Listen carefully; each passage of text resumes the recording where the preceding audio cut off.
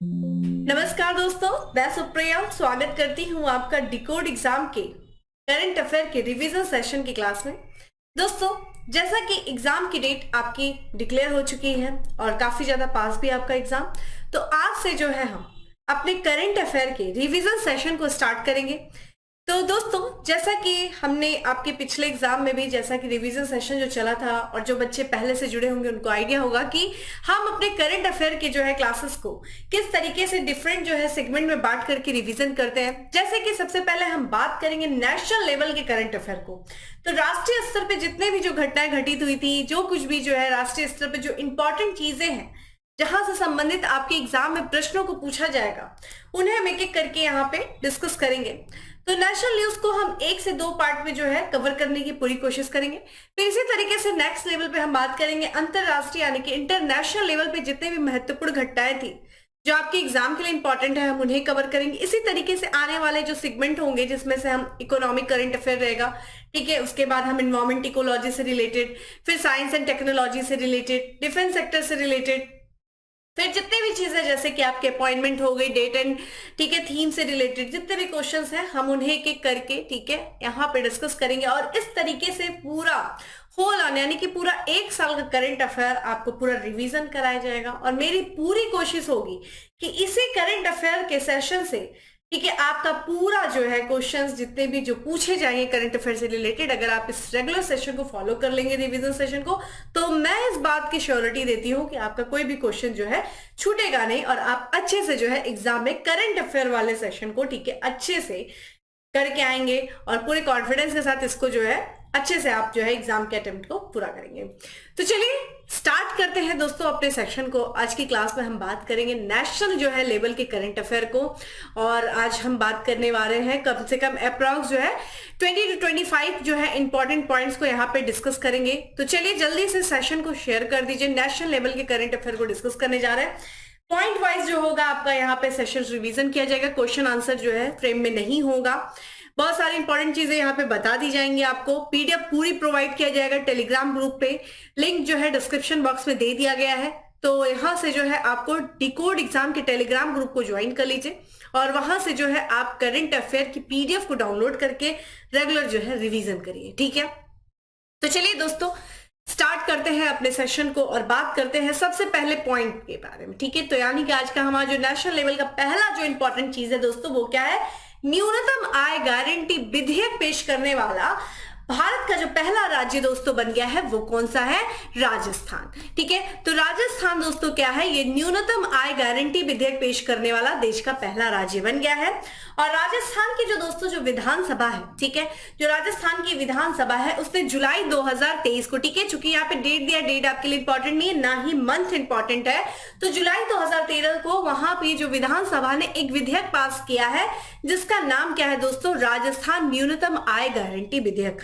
और इस तरह का विधेयक पास करने वाला जो देश का पहला राज्य बना है वो कौन सा बना है? राजस्थान बना है। और इस विधेयक के तहत यानी कि इस तरह का जो विधेयक, इसमें क्या प्रावधान किया गया? एक तरीके से सामाजिक सुरक्षा की गारंटी दी गई है, ठीक है। तो सामाजिक सुरक्षा की गारंटी देने वाला देश का पहला राज्य कौन सा बन गया दोस्तों? राजस्थान बना है। और इस विधेयक का उद्देश्य क्या है? तो लोगों को, ठीक है, जो राज्य के लोग हैं, ध्यान रखिएगा, जो राजस्थान के जो लोग हैं उनको राज्य सरकार के द्वारा जो है अतिरिक्त आय सहायता क्या किया जाएगा? प्रदान किया जाएगा। और इसके साथ साथ जैसा कि महंगाई बढ़ती जाती है, मुद्रास्फीति बढ़ती जाती है, तो मुद्रास्फीति से निपटने के लिए साथ ही साथ जो है उनकी जो आर्थिक स्थिति है उसमें सुधार करने के लिए ये विधेयक जो है क्या करेगा? उनको मदद करेगा, ठीक है। और इस विधेयक के तहत जितने भी जो नागरिक हैं राज्य के, उनको जो है वर्ष में, ठीक है, 125 दिन का न्यूनतम आय गारंटी जो है प्रदान किया गया है। तो ध्यान रखिएगा, राज्य जो है राजस्थान, ये देश का पहला राज्य है जिसने न्यूनतम आय गारंटी विधेयक जो है पास किया है, ठीक है, ये ध्यान रखिएगा। इसी के साथ साथ हमारा अगला पॉइंट है विश्व का पहला नैनो डीएपी तरल, यानी कि यहाँ पे अगर हम बात करें डीएपी तरल क्या है दोस्तों, ये एक तरह का उर्वरक है, ठीक है, और ये नैनो लिक्विड डीएपी है, ठीक है, ध्यान रखिएगा, ठीक है, इसे हम क्या कहते हैं, ये जो है लिक्विड डीएपी है, यानी कि लिक्विड उर्वरक है, ठीक है, हम इस तरह से इसे कह सकते हैं। तो ये जो है विश्व का पहला जो है नैनो डीएपी है, और इसको देखा जाए किसके द्वारा विकसित किया गया है, तो इफ्को के द्वारा, ठीक है, यानी कि भारतीय किसान उर्वरक सहकारी लिमिटेड के द्वारा जो है विश्व का पहला इफ्को नैनो डीएपी जो है विकसित किया गया है। और इस नैनो डीएपी का जो उद्घाटन किया गया है वो किसके द्वारा किया गया है, तो केंद्रीय जो सहकारिता मंत्री है, यानी कि देश के जो गृह मंत्री हैं, कौन दोस्तों, अमित शाह, उनके द्वारा जो है इस नैनो डीएपी का जो है लोकार्पण किया गया। कहां किया गया, नई दिल्ली। इंपॉर्टेंट दोस्तों आपके लिए ये है कि जो लिक्विड डीएपी है दोस्तों, इसका जो पहला प्लांट लगाया गया है वो कहाँ लगाया गया है, तो ये गुजरात के कलोल में, ध्यान रखिएगा, गुजरात के जो कलोल में ये दुनिया का पहला जो है लिक्विड डीएपी का प्लांट लगाया गया है। अच्छा, नैनो जो है ये डीएपी है क्या, तो ध्यान रखिएगा, एक तरीके से ये नैनो उर्वरक उत्पाद है, ठीक है, और ये किससे बना है, तो ये नाइट्रोजन और फास्फोरस, जो कि नाइट्रोजन और फास्फोरस हमारे पौधों की वृद्धि के लिए बहुत इंपॉर्टेंट होते हैं, और ये चूंकि इसी से युक्त एक नैनो उर्वरक उत्पाद होता है, और ये जो है इसको जो है एक तरीके से जो इसका उत्पादन किया जा रहा है, जिसको बनाया गया किस उद्देश्य से, तो भारत को खाद्य उत्पादन और उर्वरक के क्षेत्र में आत्मनिर्भर करने के उद्देश्य से इस नैनो डीएपी का जो है निर्माण किया गया है। और चूंकि नाइट्रोजन और फास्फोरस युक्त ये डीएपी है, तो इंपॉर्टेंट ये हो जाता है कि इसमें कितना प्रतिशत जो है नैनो है, यहाँ पे नाइट्रोजन है, और कितना प्रतिशत फास्फोरस है। तो ये जो तरल डीएपी यानी कि जो लिक्विड डीएपी है, इसमें 8% जो है नाइट्रोजन है और 16% जो है फास्फोरस है। तो यहाँ भी लिए आपको इंपॉर्टेंट ये हो जाता है कि विश्व का पहला नैनो डीएपी जो लॉन्च किया गया है वो भारत के द्वारा किया गया है। प्लांट जो है इसका कहाँ स्थापित किया गया है, तो गुजरात के कलोल में, ठीक है, ये ध्यान रखिएगा, ठीक है। चलिए, इसी के साथ साथ इंपॉर्टेंट अगला जो हमारा बिंदु है, जो पॉइंट है, वो क्या है, अमेज़न इंडिया ने अपना जो है पहला फ्लोटिंग यानी कि तैरता हुआ स्टोर, तैरता हुआ दुकान एक तरीके से कह सकते हैं, कहां पे स्थापित किया है, तो दोस्तों ये किया है जम्मू कश्मीर की राजधानी श्रीनगर में, ठीक है। तो अमेज़न इंडिया का पहला जो है फ्लोटिंग स्टोर का उद्घाटन कहाँ किया गया है, ये किया गया है श्रीनगर में, ठीक है, श्रीनगर। और ये जो है जैसा कि आपको पता है जम्मू कश्मीर जो कि एक केंद्र शासित प्रदेश है, और यहाँ पे जो इसकी जो राजधानी है श्रीनगर, इस श्रीनगर में चूंकि फ्लोटिंग पार्क है, फ्लोटिंग स्टोर है, यानी कि तैरता हुआ ये एक स्टोर है, ये एक दुकान है, तो किस पे ये तैर रहा है, तो ये इंपॉर्टेंट, ये डल झील पर, ठीक है दोस्तों, ध्यान रखिएगा, श्रीनगर डल झील के किनारे जो है स्थित है, और इसी डल झील में पहला जो है फ्लोटिंग स्टोर का जो है शुभारंभ किया है अमेज़न इंडिया ने। और इसका एक प्रोग्राम है, ठीक है, किस प्रोग्राम के तहत, आई हैव स्पेस स्टोर जो है, आई हैव स्पेस जो कि एक प्रोग्राम है, ठीक है, एक डिलीवरी प्रोग्राम है अमेज़न इंडिया का। उसी प्रोग्राम के तहत अमेज़न इंडिया ने श्रीनगर में पहला फ्लोटिंग स्टोर जो है स्थापित किया है।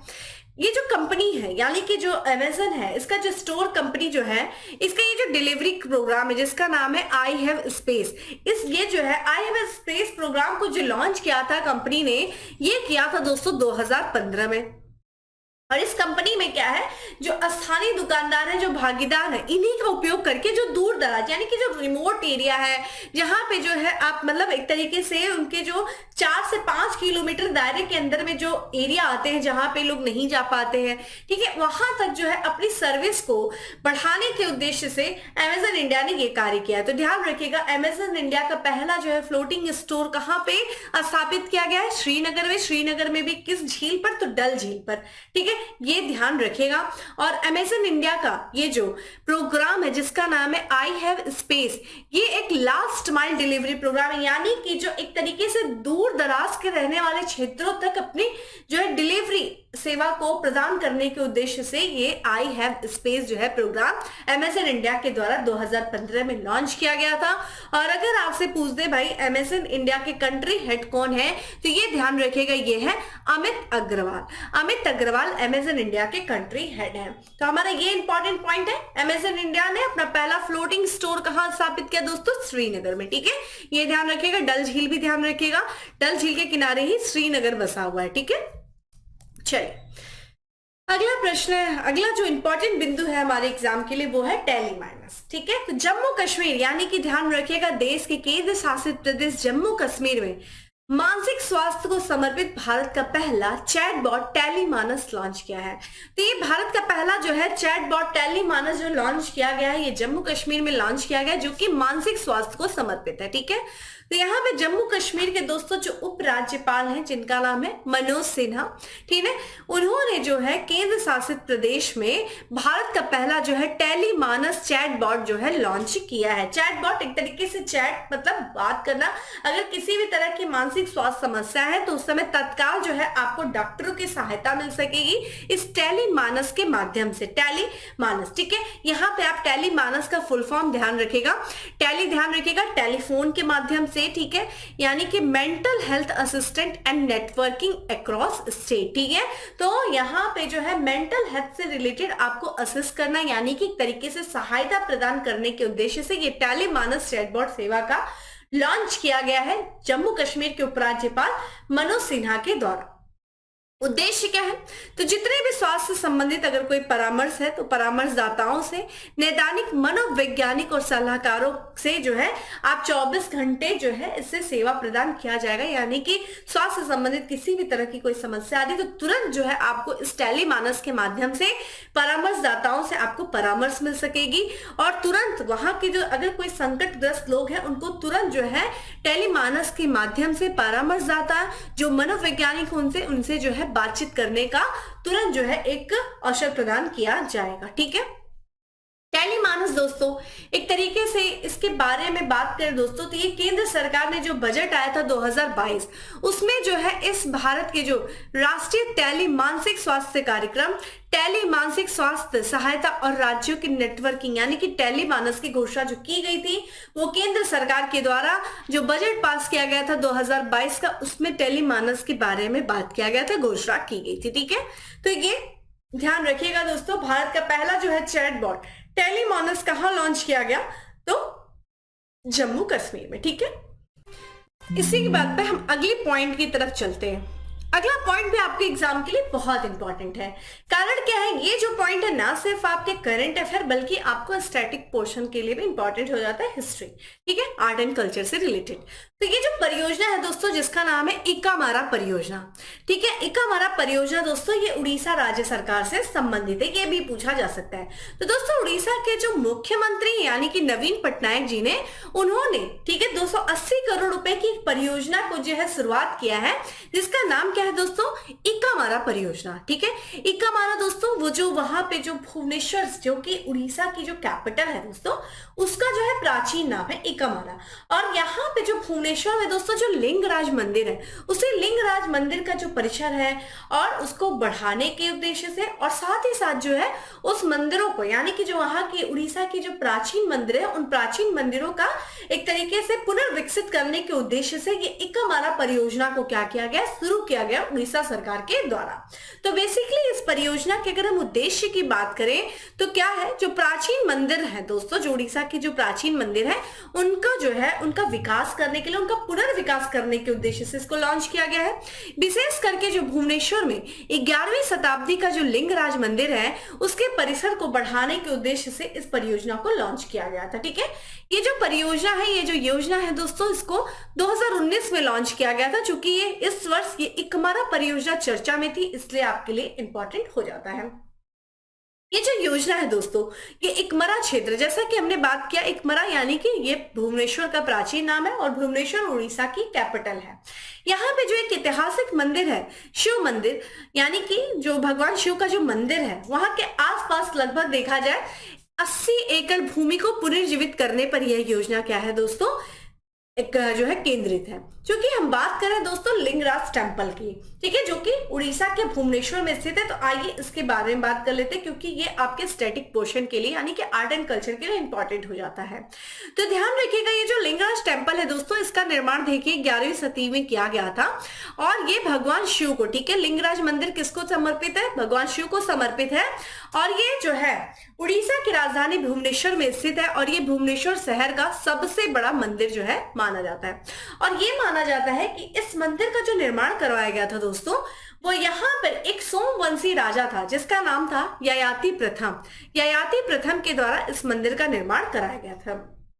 ये मंदिर दोस्तों, ये जो लिंगराज टेम्पल है, ये लाल पत्थर से बना हुआ है और ये किस वास्तुकला से संबंधित है, तो ये कलिंग शैली। ध्यान रखिएगा, मंदिर वास्तुकला से संबंधित कुछ महत्वपूर्ण शैलियां हैं जिसमें से हम बात करते हैं नागर शैली की। दोस्तों नागर शैली जो कि उत्तर भारत में फेमस है, ठीक है। इसी के साथ साथ यहाँ पे ध्यान रखिएगा द्रविड़ शैली। दोस्तों द्रविड़ शैली की बात करें तो ये जो है दक्षिण भारत में फेमस है और इन दोनों ही शैलियों का मिश्रण है दोस्तों, जिसे हम बेसर शैली के नाम से जानते हैं, ठीक है, जो कि यहाँ पे मध्य भारत के क्षेत्र में ये फेमस है। और हर क्षेत्र का अपना भी जैसे शैली रहा है, जैसे कि कलिंग शैली जो कि उड़ीसा राज्य में जो है काफी फेमस था। तो ये कलिंग जो है शैली की वास्तु कला का एक उत्कृष्ट उदाहरण है दोस्तों। कौन? ये मंदिर लिंगराज टेम्पल। तो लिंगराज टेम्पल के बारे में भी हम लोगों ने जाना और इसी मंदिर के जो है परिसर को बढ़ावा देने जो है बढ़ाने के लिए, इसी मंदिर को यानी कि इसका पुनर्विकास करने के लिए एक मरा परियोजना जो है शुरू की गई है उड़ीसा सरकार के द्वारा, ठीक है।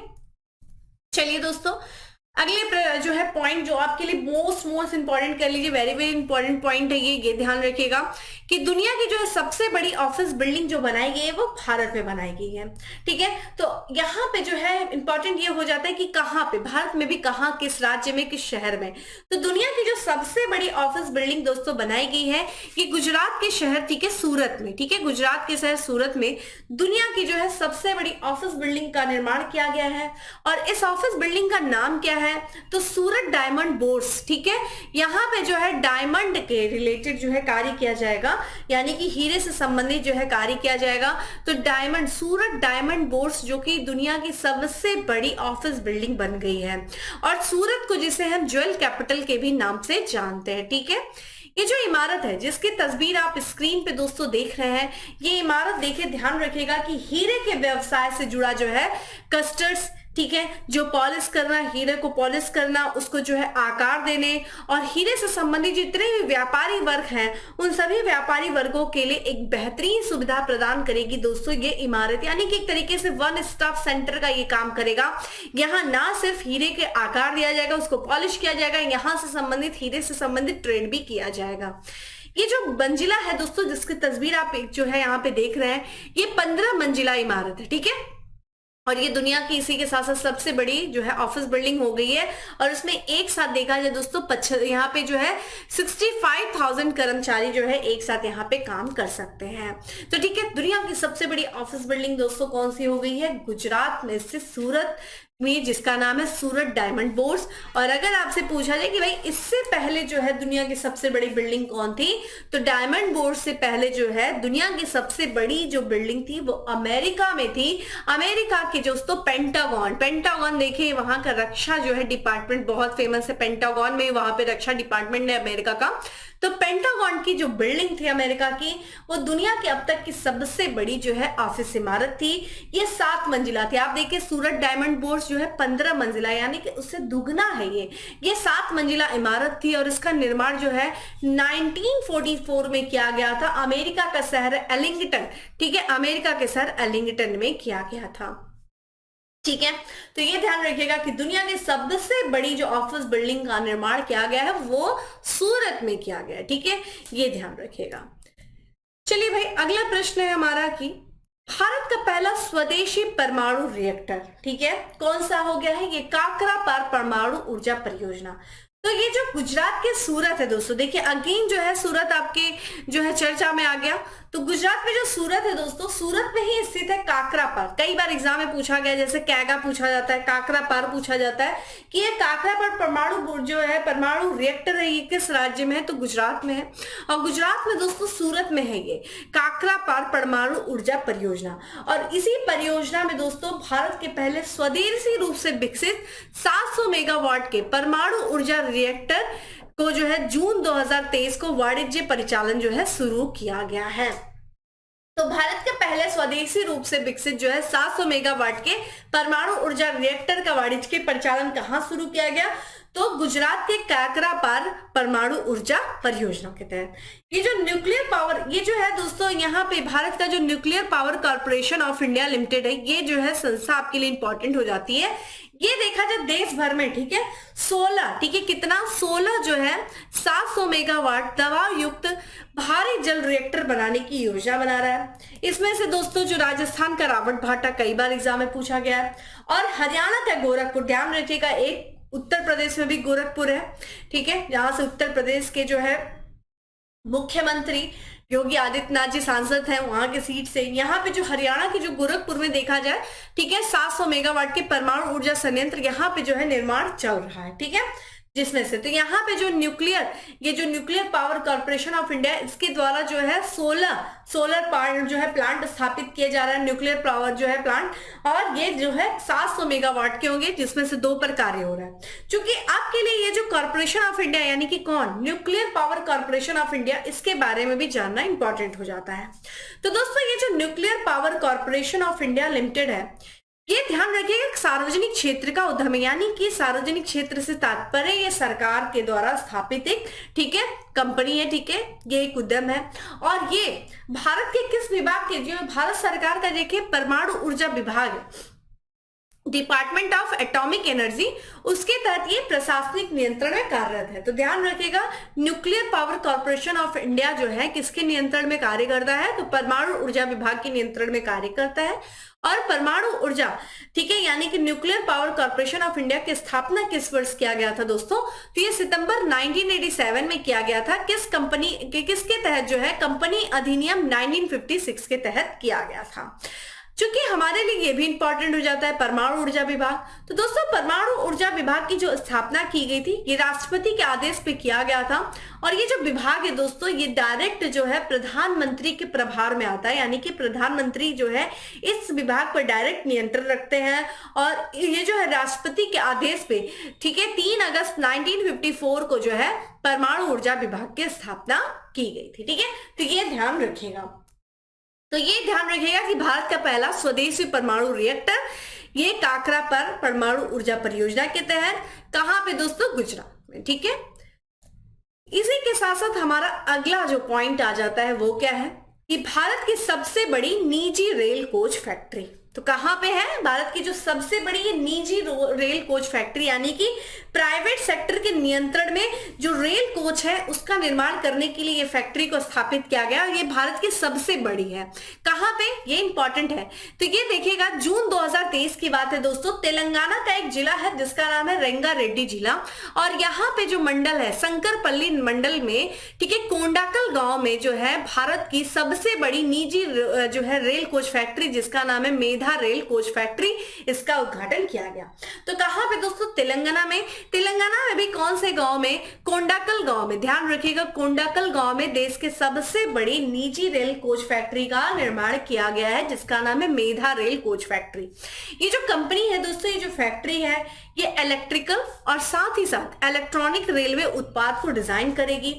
इस रेलवे कोच फैक्ट्री का जो वार्षिक क्षमता होगी, यानी कि उत्पादन करने की क्षमता कितनी होगी, तो ये 1 साल में, ठीक है, लगभग 500 जो है कोच का निर्माण करेगी, और साथ ही साथ जो है 50 लोकोमोटिव इंजन का भी ये निर्माण कर सकेगी। और अगर आपसे ये पूछा जाए कि भारतीय रेलवे की सबसे पुरानी रेल कोच फैक्ट्री कौन सी है दोस्तों, तो उसका नाम है इंटीग्रल कोच फैक्ट्री। तो इंटीग्रल कोच फैक्ट्री दोस्तों भारतीय रेलवे की सबसे पुरानी रेल कोच फैक्ट्री है, जो कि कहाँ स्थित है, तो तमिलनाडु के पेरुबंदूर में, ठीक है, माफ करिएगा, पेरनबूर में जो है ये फैक्ट्री स्थित है, ठीक है।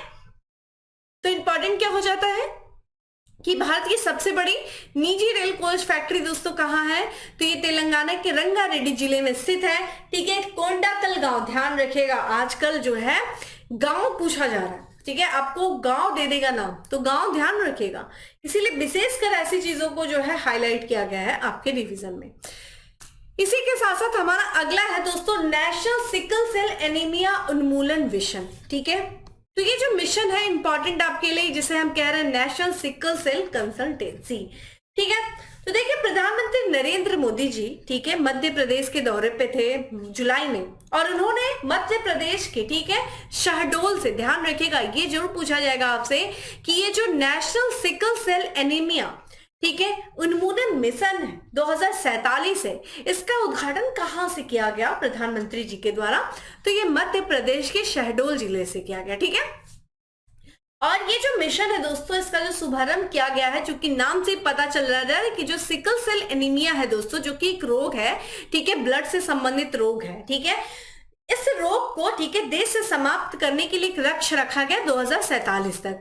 तो सरकार ने जो है इस मिशन मोड के तहत जो है 2047 तक देश से सिकल सेल एनीमिया है उसको समाप्त करने के लक्ष्य से एक मिशन लॉन्च किया है, जिसका नाम है नेशनल सिकल सेल एनीमिया उन्मूलन मिशन 2047। इस मिशन का शुभारंभ कहां से किया गया? तो प्रधानमंत्री जी के द्वारा किया गया। कहां से किया गया? मध्य प्रदेश के शहडोल जिले से किया गया। साथ ही साथ इस मिशन के तहत दोस्तों एक महत्वाकांक्षी पहल का भी जो है शुभारंभ किया गया। तो 3 वर्षों के दौरान लगभग देखा जाए 7 करोड़ लोगों को, ठीक है, सिकल सेल एनीमिया की जांच करना, जिनकी उम्र जो है 40 साल से कम है। ठीक है, तो इन 3 साल के अंदर लगभग 7 करोड़ लोगों की सिकल सेल एनीमिया की जांच करने का भी लक्ष्य रखा गया है। दोस्तों सिकल सेल रोग की बात करें, ये जो एनीमिया है, एनीमिया तो पता है दोस्तों क्या होता है, जब यानी कि जब ब्लड कमी हो जाती है, हीमोग्लोबिन की कमी को हम कहते हैं एनीमिया। ठीक है, यानी कि खून की कमी हो जाना शरीर में। तो यहाँ पे जो सिकल सेल रोग है दोस्तों, जिसे हम एक अन्य नाम से भी जानते हैं, सिकल सेल एनीमिया के भी नाम से जानते हैं। ये ध्यान रखिएगा, एक अनुवांशिक रक्त विकार, यानी कि रक्त विकार से तात्पर्य ब्लड डिजीज है, अनुवांशिक है, जेनेटिक है, यानी कि ये एक पीढ़ी से दूसरे पीढ़ी को स्थानांतरित भी होती है। और ये क्या होता है, जो लाल ब्लड, ये जो लाल रक्त कोशिकाएं होती है, यानी कि आरबीसी, रेड ब्लड जो कार्पोसेल्स होती है दोस्तों, जिनका आकार अक्सर जो है राउंड सर्कल में होता है, इनका जो आकार एक्चुअली अर्धचंद्राकार जैसा हो जाता है, इस तरीके का हो जाता है। आपने वो देखा होगा ना, सिकल जिसे हम कहते हैं, हसिया कहते हैं, उस आकार का हो जाता है। ठीक है, जिसकी वजह से ये जो हमारे रक्त में जो प्रोटीन होता है, हीमोग्लोबिन नामक प्रोटीन, जो हमारे बॉडी में ऑक्सीजन के प्रवाह को बनाता है, इसकी कमी हो जाती है। बॉडी में पर्याप्त ऑक्सीजन भी नहीं मिल पाता है। ठीक है, और ब्लड की कमी होने लगती है सिकल सेल एनीमिया में। क्योंकि ध्यान रखिएगा, ये एक अनुवांशिक रक्त विकार होता है। हीमोग्लोबिन जो कि दोस्तों जीन में उत्परिवर्तन कारण जो है एक विरासत में मिलती है, आरबीसी में ऑक्सीजन ले जाने वाले प्रोटीन के उत्पादन के लिए जिम्मेदार होता है। ठीक है, ये जो विकार, अगर किसी को सिकल सेल एनीमिया होता है दोस्तों, तो इसके लक्षण क्या होते हैं? तो एनीमिया हो जाता है, यानी कि पहली बात तो बॉडी में हमारे ब्लड की कमी हो जाती है, बहुत तेज जो है दर्द होता है, बहुत पेन होता है, कई अंग भी खराब होने लगते हैं, पुरानी अंग क्षति भी होती है, जीवन प्रत्याशा भी इससे काफी ज्यादा, जो हमारी लाइफ एक्सपेक्टेंसी होती है वो कम हो जाती है। ऑब्वियस है, जब हमारे बॉडी में ब्लड नहीं रहेगा, ऑक्सीजन का फ्लो पर्याप्त मात्रा में नहीं बनेगा, तो हमारे जीवन की जो है जीवन प्रत्याशा, उसमें तो कमी आएगी ही। ठीक है, यहाँ पे दोस्तों जो सिकल सेल एनीमिया है, इसके प्रति लोगों को जागरूक करने के लिए हर साल दोस्तों राष्ट्रीय और अंतरराष्ट्रीय स्तर पर जो है यहाँ पे जो है 19 जून को, ध्यान रखिएगा, वर्ल्ड सिकल सेल डे, यानी कि विश्व सिकल सेल दिवस मनाया जाता है। यहाँ पे भी ध्यान रखिएगा, पहली बार जो है विश्व सिकल सेल दिवस जो मनाया गया था, वो मनाया गया था दोस्तों 2009 में। और इस साल विश्व सिकल सेल दिवस के, यानी कि वर्ल्ड सिकल सेल डे की थीम क्या थी? तो यहाँ पे ग्लोबल सिकल सेल समुदाय, निर्माण और अनाचार, नवजात प्रमाण को अधिकृत करना, अपने सिकल सेल रोग की स्थिति को जानना, यानी कि building and strengthening global sickle cell community, formalising newborn screening and knowing your sickle cell disease status.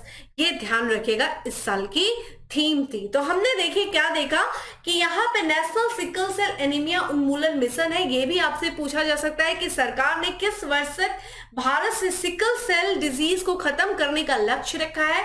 ये 2047 तक रखा है। इस मिशन का शुभारंभ जो किया गया, ये मध्य प्रदेश के शहडोल जिले से प्रधानमंत्री जी के द्वारा किया गया। ठीक है, तो ये पॉइंट आपने देख लिया। इससे रिलेटेड जितने भी महत्वपूर्ण बिंदु थे उनको हम लोगों ने यहाँ पे चर्चा कर लिया। ठीक है, चलिए अगले पॉइंट पे चलते हैं, जो कि ध्यान रखिएगा आर्ट एंड जो है कल्चर से रिलेटेड है। ये ना सिर्फ करंट बल्कि आपके स्टैटिक्स पोर्शन नम्दा कला। दोस्तों नम्दा कला जो कि चर्चा में थी, जम्मू कश्मीर से संबंधित ये कला है। ठीक है, कालीन और जो है एक तरीके से आप देख सकते हैं कालीन पे डिजाइन किया गया है ये नम्दा कला। ठीक है, तो यहाँ पे इस कला को पुनर्जीवित करने के लिए, ठीक है, केंद्र सरकार ने, ठीक है, यहाँ पे जो है एक प्रयास करने किया है। तो ठीक है, यहाँ पे जो स्किल इंडिया परियोजना है, ठीक है, इसी के तहत, ठीक है, इस परियोजना ने विश्व युवा कौशल दिवस, जो कि कब मनाया जाता है, 15 जुलाई को मनाया जाता है। तो 15 जुलाई यानी कि विश्व युवा कौशल दिवस के अवसर पर प्रधानमंत्री कौशल विकास परियोजना के तहत जम्मू कश्मीर की जो नब्दा शिल्प है दोस्तों, उसको पुनर्जीवित करने का प्रयास किया गया है।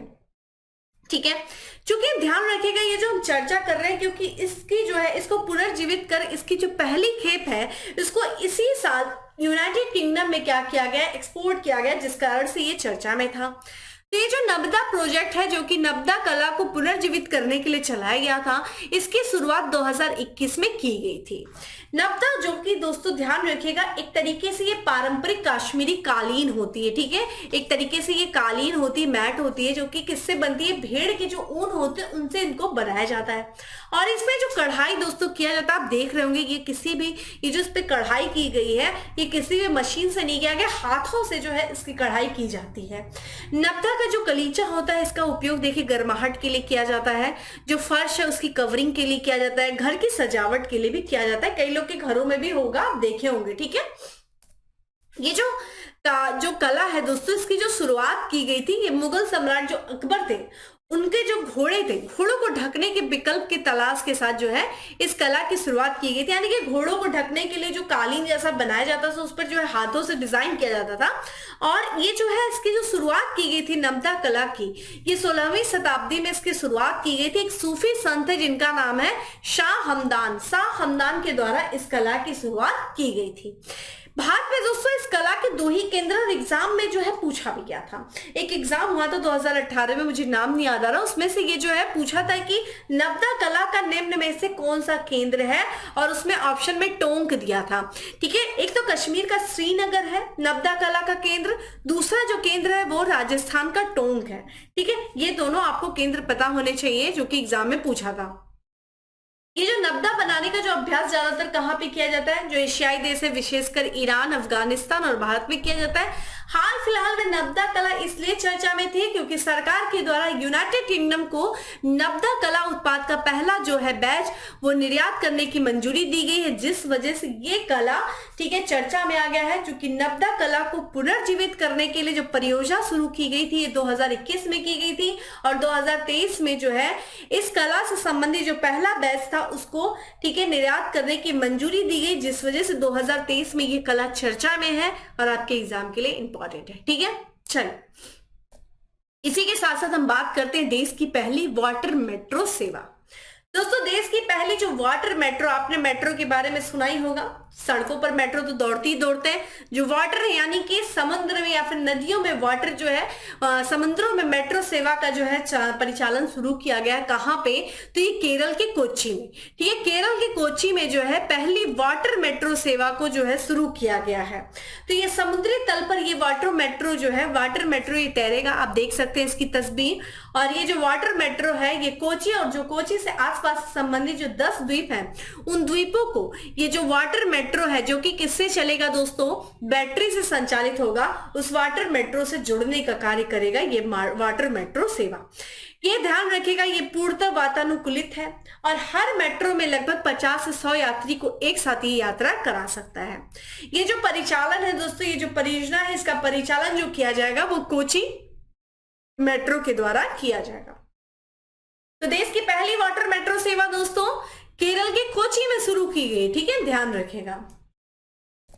चलिए अगले प्रश्न की तरफ बढ़ते हैं। स्टार कर लीजिएगा, ये क्वेश्चन बहुत इंपॉर्टेंट है क्योंकि भारत का पहला कार्बन न्यूट्रल गांव, दोस्तों देश का जो है यानी कि भारत का पहला जो कार्बन न्यूट्रल गांव है, ठीक है, यहां से किसी भी तरह का कार्बन का उत्सर्जन नहीं होगा। ठीक है, ये जो कार्बन न्यूट्रल गांव है दोस्तों, इसकी जो घोषणा की गई है वो केंद्रीय राज्य मंत्री कपिल पाटिल के द्वारा किया गया है। महाराष्ट्र के जो जिला है दोस्तों ठाणे में, ठीक है, वहां पे एक तालुका था जिसका नाम है भिवंडी तालुक। ठीक है, भिवंडी तालुका में भारत के पहले कार्बन न्यूट्रल गांव का विकास की घोषणा की गई। तो आपसे ये पूछा जा सकता है कि भारत का पहला कार्बन न्यूट्रल गांव कहां स्थापित किया जाएगा दोस्तों, तो ये ध्यान रखिएगा महाराष्ट्र के ठाणे जिले में जो भिवंडी तालुक है, वहां पे जो है भारत का पहला कार्बन न्यूट्रल गांव जो है स्थापित किया जाएगा।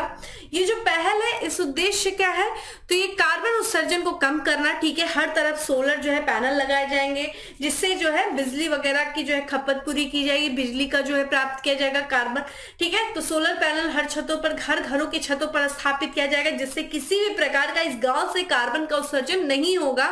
ये गांव पूरी तरीके से कार्बन न्यूट्रल हो जाएंगे और वहां पे स्वच्छ और हरित पर्यावरण के लिए एक अस्थायी प्रथाओं को बढ़ावा दिया जाएगा। बेसिकली ये इस पहल का उद्देश्य है। तो दोस्तों ये था भारत का पहला कार्बन न्यूट्रल गांव भिवांडी तालुका, जो कि महाराष्ट्र में स्थित है। चूंकि ये गांव था, अगर आपसे पूछ दे भाई देश का पहला कार्बन न्यूट्रल पंचायत कौन थी, तो ये बात है दोस्तों जम्मू कश्मीर के जो सांबा में स्थित एक पल्ली गांव है, ठीक है। पल्ली गांव जो तो देश का पहला जो है कार्बन न्यूट्रल पंचायत बना था अप्रैल 2022 में। इसी के साथ साथ अगर आपसे कार्बन न्यूट्रल जो है जिला पूछ दे, यानी कि पहला कार्बन तटस्थ जिला कौन सा है दोस्तों, तो वो माजुली जिला है, जो कि कहाँ स्थित है, असम में, ठीक है। ब्रह्मपुत्र नदी, ठीक है। माजुली द्वीप विश्व का पहला जो है माजुली द्वीप जिला जो है, ठीक है, असम में स्थित है, ब्रह्मपुत्र नदी में, ठीक है। माजुली जो है ये भारत का पहला कार्बन तटस्थ जिला है, ठीक है। चलिए इसी के साथ साथ हम बात करते हैं भाई देश का पहला ईपीआर क्रेडिट प्राप्त शहर, यानी कि एक्सटेंडेड प्रोड्यूसर रिस्पॉन्सिबिलिटी क्रेडिट प्राप्त शहर पहला कौन सा बना है दोस्तों, ये मध्य प्रदेश का इंदौर शहर जो है, ठीक है। ये ईपीआर क्रेडिट यानी कि विस्तारित उत्पादक उत्तरदायित्व प्राप्त करने वाला देश का पहला शहर बन गया है।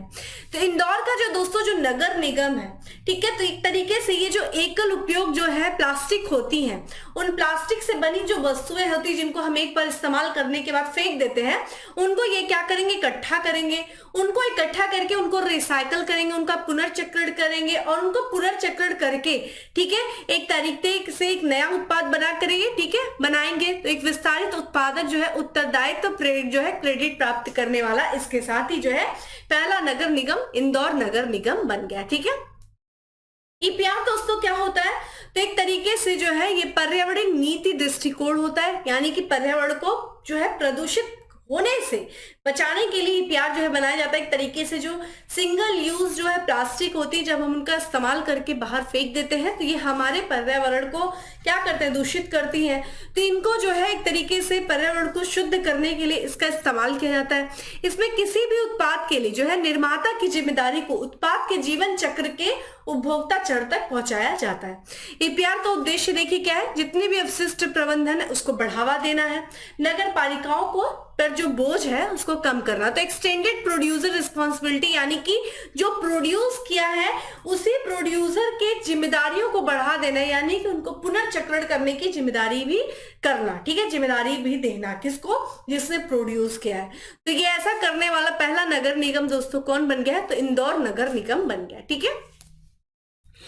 इसी के साथ साथ बात करते हैं लीगो इंडिया, जिसे हम बोलते हैं laser interferometer gravitational wave observatory India, ठीक है। तो लीगो परियोजना दोस्तों इसकी शुरुआत कहाँ पे की गई है, फिर महाराष्ट्र में किया गया। तो केंद्र सरकार ने दोस्तों महाराष्ट्र में laser interferometer gravitational wave observatory LIGO परियोजना के निर्माण की मंजूरी दिया है, ठीक है। कहाँ पे निर्माण किया जाएगा दोस्तों, महाराष्ट्र में किया जाएगा।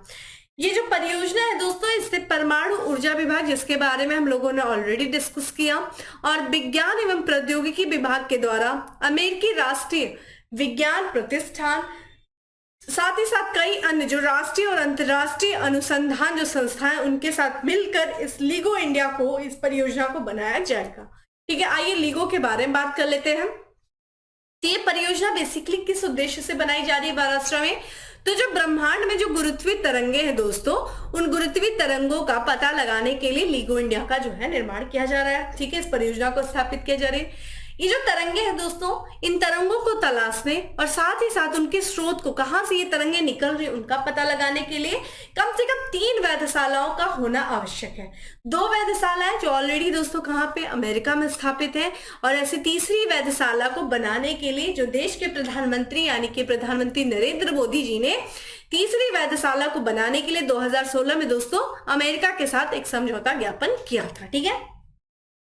जो भारतीय लोगो है, अगर हम इसकी विशेषताओं के बारे में बात करें तो इसमें लंबवत रूप से 4 किलोमीटर 2 निर्वात कक्ष होंगे जो कि विश्व के सबसे संवेदनशील इंटरफेरोमीटर का गठन करते हैं।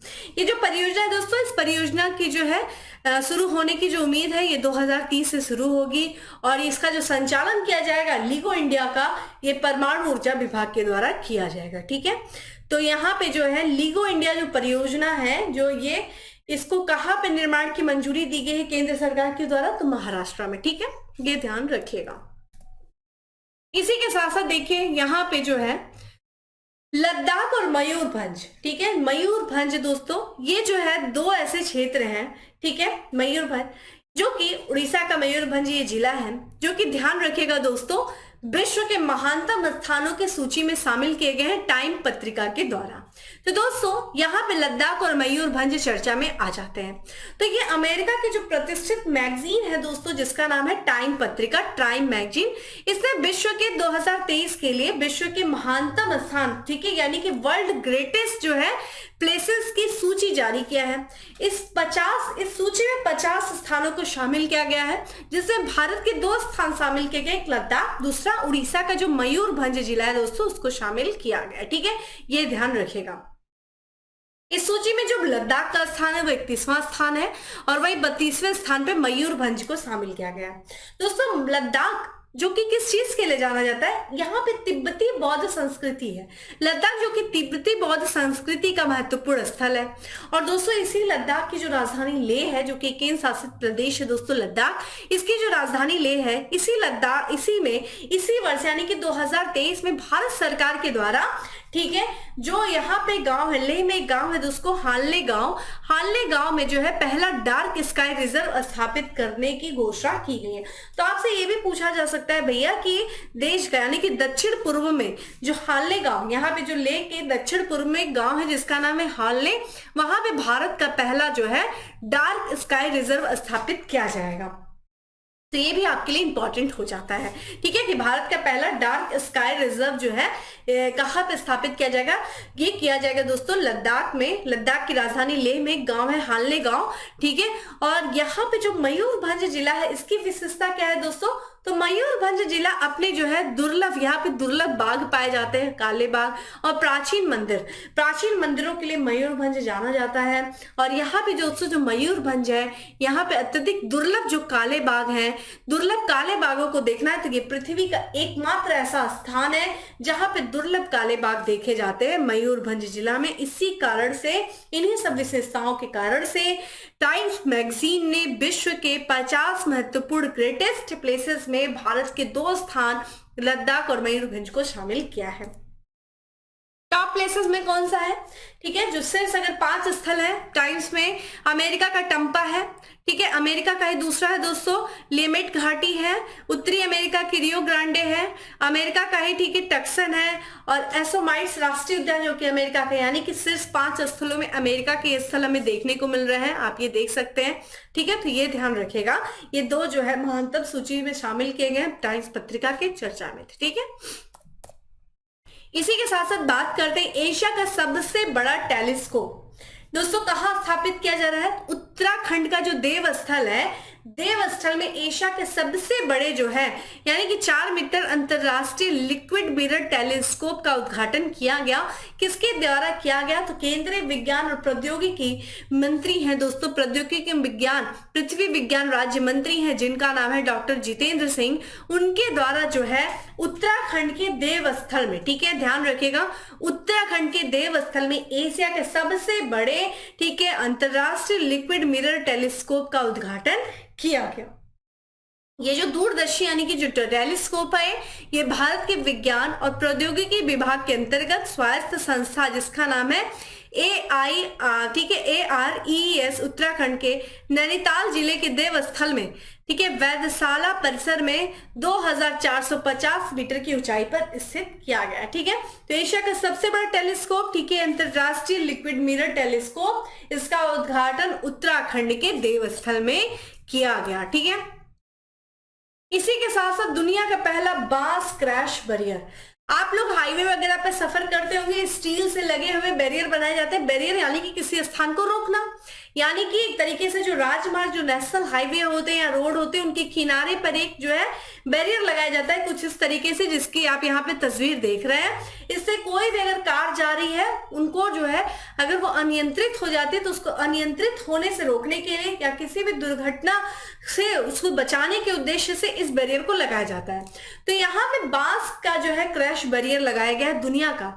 कहाँ पे लगाया गया? तो महाराष्ट्र के 2 जिले हैं जिनका नाम है चंद्रपुर और यवतमाल जिले। इन्हीं 2 जिलों को जोड़ने के लिए, ठीक है, ये जो जोड़ने वाला राजमार्ग है, यहाँ पर दुनिया का पहला जो है 200 मीटर लंबा, ठीक है, बांस क्रैश बैरियर को स्थापित किया गया, ठीक है, महाराष्ट्र के चंद्रपुर और यवतमाल जिले को जोड़ने के लिए।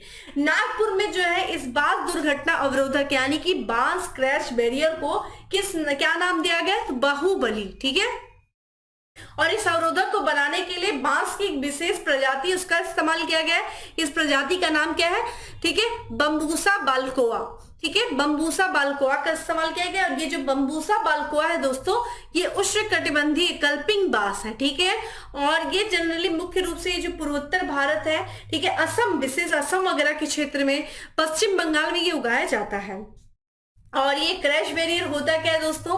तो ये देखा जाए तो जो राजमार्ग होते हैं उनके किनारे लगाया जाता है, जिससे कोई भी तेज रफ्तार वाहन जो है अब वो नियंत्रित होकर के सड़क के नीचे ना जा सके, ठीक है। उनको रोकने के लिए अवरोधक के रूप में ये कार्य करता है, ठीक है, ये ध्यान रखिए। इसी के साथ साथ अगला जो है चर्चा में रहा है नेशनल रूप में, वो है चराई देव मैदान।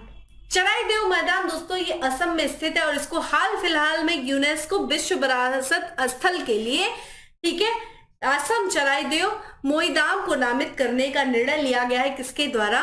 केंद्र सरकार के द्वारा। तो केंद्र सरकार ने असम का जो चराई देव मोईदाम यानी कि मैदान, मोईदाम कहा जाता है मैदान को, ठीक है, इसको नामित किया है दोस्तों विश्व यूनेस्को की विश्व विरासत स्थल में शामिल करने के लिए। केंद्र सरकार ने ये जो चराई देव मैदान है, ये इसको यूनेस्को वर्ल्ड हेरिटेज के, ठीक है, टेंटिव लिस्ट में शामिल करने के लिए यूनेस्को को एक प्रस्ताव भेजा है। और यहाँ पे जो है ये जो चराई देव मैदान है, ये भारत में यूनेस्को वर्ल्ड हेरिटेज जो है कि टेंटिव लिस्ट की 52 साइटों में स्थान जो है दिया गया है। अगर ये जो साइट अगर यूनेस्को की विश्व धरोहर स्थल में चुन लिया जाता है तो ये असम की, ठीक है, ये जो साइट है ये सांस्कृतिक श्रेणी के साथ उत्तर पूर्व की पहली साइट होगी, इसलिए इंपॉर्टेंट हो जाता है। यानी कि इसके पहले कोई भी सांस्कृतिक श्रेणी में किसी भी स्थल को यूनेस्को वर्ल्ड हेरिटेज लिस्ट में शामिल नहीं किया गया, उत्तर पूर्व के किसी भी स्थल को। और अगर चराई देव शामिल हो जाता है असम का चराई देव मैदान, तो ये उत्तर पूर्व, ठीक है, भारत का पहला स्थल होगा जो सांस्कृतिक श्रेणी के तहत विश्व धरोहर सूची में शामिल होगा, ठीक है। अगर हम चराई देव मैदान की दोस्तों बात करते हैं तो ये अहोम साम्राज्य के बारे में आप लोगों ने सुना ही होगा, बहुत फेमस है असम का ये अहोम साम्राज्य, पुराने राजवंशों में से उनसे ये संबंधित है। चराई देव जो है मैदान, ये जितने भी अहोम सम्राट थे उन्हीं की ये कब्रगाह थी, ठीक है। और ये जो मैदान है ये जो अहोम समुदाय के लिए एक पवित्र स्थल माना जाता है, क्योंकि ये कब्रगाह थी। जनरली इसे असम के पिरामिड के नाम से भी जाना जाता है। और इसकी जो स्थापना की गई थी वो चाओ लोंग सियाकुफान के द्वारा 1253 में की गई थी, ठीक है। तो ये ध्यान रखिएगा, आप यहाँ पे देखिए पिरामिड की तरह है, ये असम की पिरामिड के नाम से जाना जाता है, ठीक है, आप ये देख सकते हैं, ठीक है, चराई देव मैदान, ठीक है। तो ये चर्चा में है, क्योंकि यूनेस्को के बारे में हम बात कर रहे हैं तो यहाँ पे ये भी इंपॉर्टेंट हो जाता है, ठीक है। चलिए, तो यहाँ पे अगला जो है देश का पहला जो झुग्गी मुक्त राज्य जो है घोषित किया गया उड़ीसा को, ठीक है। तो देश का पहला जो है झुग्गी मुक्त गांव जो है मुक्त राज्य बना है उड़ीसा। तो उड़ीसा सरकार ने भारत का पहला जो है झुग्गी मुक्त राज्य गांव जो है महत्व, एक तरीके से देश का पहला जो झुग्गी मुक्त राज्य जो बना है वो उड़ीसा बना है। और इसकी जो घोषणा की गई, जो लक्ष्य रखा गया था उड़ीसा सरकार के द्वारा, इस महत्वाकांक्षी लक्ष्य को पूरा कर लिया है। इस लक्ष्य को प्राप्त करने के लिए उड़ीसा सरकार ने कार्यक्रम चलाया था जिसका नाम है जग्गा मिशन, ठीक है। जग्गा मिशन जो कि राज्य के सभी जो झुग्गी झोपड़ियां उनको अपग्रेड करने के उद्देश्य से राज्य सरकार ने एक जग्गा मिशन चलाया था। और इसी जो है मिशन के तहत ये जो है उड़ीसा सरकार जो है पहला झुग्गी मुक्त राज्य बनने के लक्ष्य को पूरा किया है। और इस मिशन को दोस्तों 2019 में इस मिशन को झुग्गी वासियों को भूमि सुरक्षा प्रदान करने के लिए वर्ल्ड हैबिटेट अवार्ड से भी प्रदान किया गया है। और ध्यान रखिएगा 2 बार इस अवार्ड से इस मिशन को जो है सम्मानित किया गया है। ये जो पहल है जग्गा मिशन, इससे 2 बार जो है इस अवार्ड को जीता है। जग्गा जो मिशन है ये उड़ीसा में चलाया जा रहा एक स्लम अपग्रेडिंग प्रोग्राम है, जिसकी मदद से जितने भी झुग्गीवासी हैं उनके जीवन को सशक्त बनाया जा रहा है। ठीक है, जग्गा मिशन। तो जग्गा मिशन दोस्तों ये उड़ीसा से संबंधित है और ये उड़ीसा का एक मिशन है जिसका उद्देश्य है जो अपग्रेड करना, जो झुग्गीवासी हैं, ठीक है, और झुग्गियों को अपग्रेड करना और एक तरीके से राज्य को झुग्गी मुक्त राज्य बनाना। ठीक है, ये एक तरीके से उद्देश्य। तो देश का पहला झुग्गी मुक्त राज्य बना दोस्तों उड़ीसा। इसी के साथ साथ भारत के 2 शहरों को यूनेस्को क्रिएटिव सिटीज नेटवर्क में शामिल किया गया। तो आइए देखते हैं कौन से वो 2 शहर हैं। तो ध्यान रखिए, केरल का कोझिकोड, ठीक है, और मध्य प्रदेश का जो ग्वालियर शहर है दोस्तों, इसको यूनेस्को के क्रिएटिव सिटीज नेटवर्क में शामिल किया गया है। ठीक है, और ये जो है ग्वालियर को किस श्रेणी के तहत, तो संगीत श्रेणी के तहत, वहीं कोझिकोड को साहित्य श्रेणी के तहत जो है शामिल किया गया है। और इस तरीके से देखा जाए जो है भारत के ये 2 शहर क्रिएटिव सिटीज नेटवर्क में शामिल किए गए 55 नए शहरों में शामिल हो गए। ठीक है, यहाँ पे दोस्तों देखा जाए, यहाँ पे चर्चा में भी आप देख सकते हैं, काफी चर्चा में था। यहाँ पे देखिए यूनेस्को की विश्व धरोहर स्थल सूची में देखिए भारत के 2 धरोहर को शामिल किया गया, एक शांति निकेतन को और दूसरे की बात करें तो यहाँ पे होयसल के जो पवित्र मंदिर समूह है। शांति निकेतन दोस्तों जिसकी बात करें, ये पश्चिम बंगाल का जो बीरभूम जिला है वहां पे स्थित ये शहर है और इसको 17 नवंबर 2023 को यूनेस्को की जो है विश्व धरोहर सूची में शामिल किया गया था। इसकी जो घोषणा की गई थी, जैसा कि सितंबर 2023 में सऊदी अरब के जो रियाद शहर है, जहां पर जो है विश्व धरोहर समिति की 45वें सत्र की बैठक जो आयोजित किया गया था, उसी जो है दौरान ये निर्णय लिया गया था कि शांति निकेतन को यूनेस्को की विश्व धरोहर सूची में शामिल किया जाएगा। और शांति निकेतन जो है यूनेस्को की जो विश्व धरोहर स्थल सूची में शामिल किया गया, ये भारत का जो है 41वां शहर बन गया है। ठीक है, और इसको किस श्रेणी के तहत शामिल किया गया, तो सांस्कृतिक स्थल के रूप में शामिल किया गया है। माफ करिएगा। इसी के साथ साथ 42वां जो है स्थल शामिल किया गया वो कर्नाटक का जो होयसल पवित्र मंदिरों का जो समूह है, जिसमें वेल्लूर, हेलीबिड और सोमनाथपुरा जो कि एक होयसल पवित्र मंदिरों का समूह है, इनको भी जो है यूनेस्को की विश्व धरोहर सूची में शामिल किया गया है। और ये जो है 42वां स्थल बना है। और इन मंदिरों की बात करें तो 12वीं से 13वीं शताब्दी में इन मंदिरों को बनाया गया था और एक कला और साहित्य के संरक्षक माने जाने वाले जो होयसल राजवंश थे उनकी राजधानी हुआ करती। ठीक है, चूंकि बात करें दोस्तों यूनेस्को जिसका फुल फॉर्म क्या है, संयुक्त राष्ट्र शैक्षिक वैज्ञानिक सांस्कृतिक संगठन, ये संयुक्त राष्ट्र की एक विशेष एजेंसी है दोस्तों। इसका जो हेडक्वार्टर है वो ध्यान रखिएगा, ये पेरिस, फ्रांस की जो राजधानी दोस्तों पेरिस, वहां पे इसका हेडक्वार्टर है। और ये इसमें देखा जाए तो 193 सदस्य हैं और 11 जो है संबद्ध सदस्य हैं। ठीक है, अप्रैल 2020 तक की बात करें तो ये ध्यान रखिएगा। यहाँ पे यूनेस्को से रिलेटेड हमने क्रिएटिव सिटीज नेटवर्क की बात किया, साथ ही साथ यहाँ पे यूनेस्को से संबंधित जो है असम चराईदेव मैदान में जो है यूनेस्को विश्व विरासत स्थल को शामिल करने की बात की गई, उसकी चर्चा हम लोगों ने की। ठीक है, यहाँ पे बात करते हैं भारत का जो है 9वां अंतर्राष्ट्रीय विज्ञान महोत्सव। दोस्तों ये जो भारत का 9वां अंतर्राष्ट्रीय विज्ञान महोत्सव, इसका जो आयोजन किया जाएगा ये 17 से लेकर के 20 जनवरी के बीच में 2024 में, यानी कि नेक्स्ट ईयर इसका आयोजन किया जाएगा। कहाँ पे किया जाएगा, हरियाणा के फरीदाबाद में किया जाएगा। और इस संस्करण का विषय क्या है, ये अमृत काल में विज्ञान और प्रौद्योगिकी सार्वजनिक लोक संपर्क, यानी कि science and technology public outreach in Amrit काल।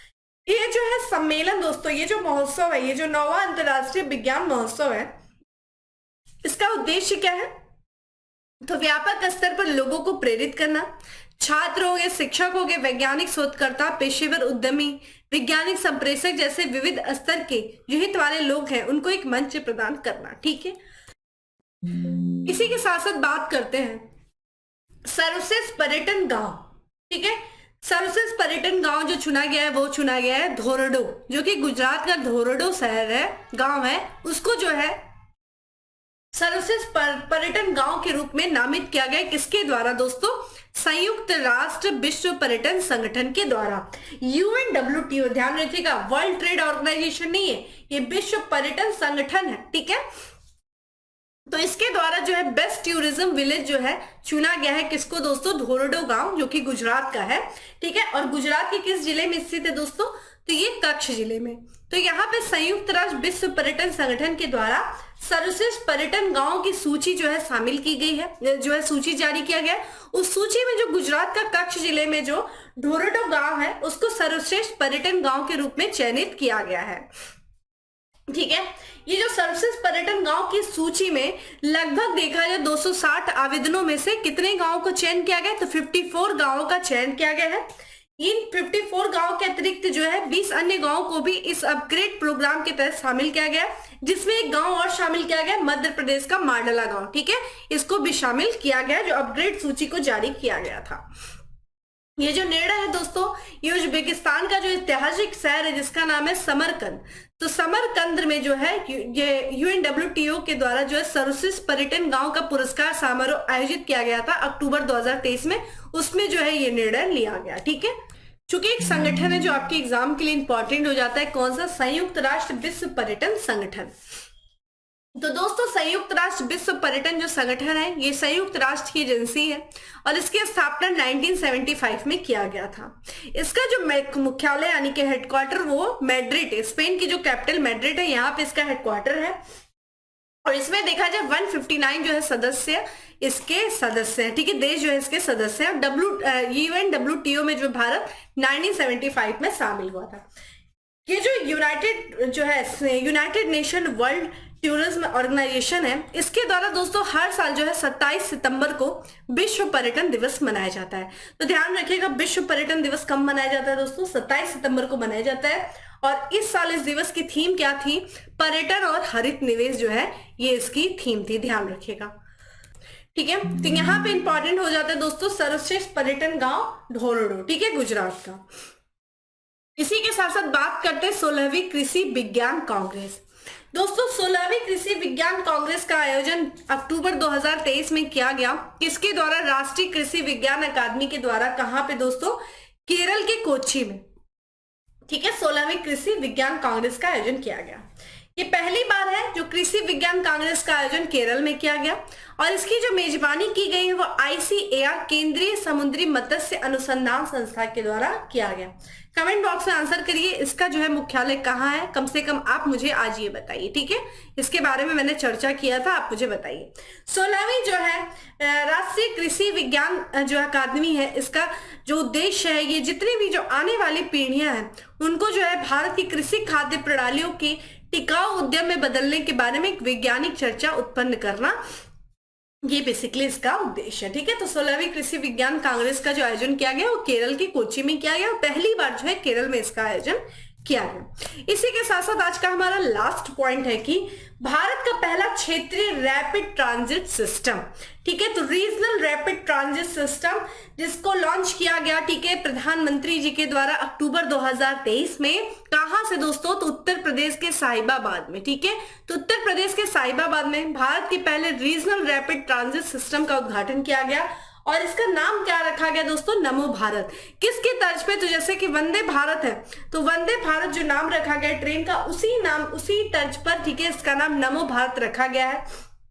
और ये जो रीजनल रैपिड ट्रांजिट सिस्टम जो है ये भारत की पहली सेमी हाई स्पीड क्षेत्रीय रेल सेवा है और ये जो है राष्ट्रीय राजधानी क्षेत्र परिवहन निगम के द्वारा क्या किया जाएगा? इसको संचालित किया जाएगा, ठीक है। National capital region transport corporation के द्वारा इसको संचालित किया जाएगा और ये जो NCRTC है इसके द्वारा ये क्षेत्रीय रैपिड ट्रांजिट सिस्टम से जो संबंधित ट्रेनें उनको किस नाम से जाना जाएगा? तो रैपिडेक्स के नाम से जाना जाएगा, ठीक है। तो ये भारत का पहला जो है क्षेत्रीय रैपिड ट्रांजिट सिस्टम, ठीक है, उसका उद्घाटन कहाँ किया गया? उत्तर प्रदेश के साहिबाबाद में किया गया। तो दोस्तों ये था हमारा करंट अफेयर के, ठीक है, रिवीजन सेशन पार्ट 1, जिसमें हम लोगों ने नेशनल जो है रिलेटेड सब महत्वपूर्ण बिंदुओं को हम लोगों ने देखा और अगले पार्ट में भी हम लोग नेशनल रिलेटेड ही कुछ इंपॉर्टेंट और भी चीजों को देखेंगे और इस तरीके से हमारा बहुत जो इंपॉर्टेंट चीजें वो कवर हो जाएंगी। तो जुड़े रहिए हमसे। डेली करंट अफेयर की PDF यानी कि माफ करिए जो यहाँ पे रिवीजन सेशन की जो PDF है वो आपको टेलीग्राम ग्रुप पे प्रोवाइड कर दिया जाएगा, ठीक है, लिंक डिस्क्रिप्शन बॉक्स में दिया हुआ है। तो वीडियो को शेयर करिए, रिवीजन करिए, जुड़े रहिए हमसे फिर मिलते हैं अगले सेशन में, तब तक के लिए bye, have a good day, stay safe and stay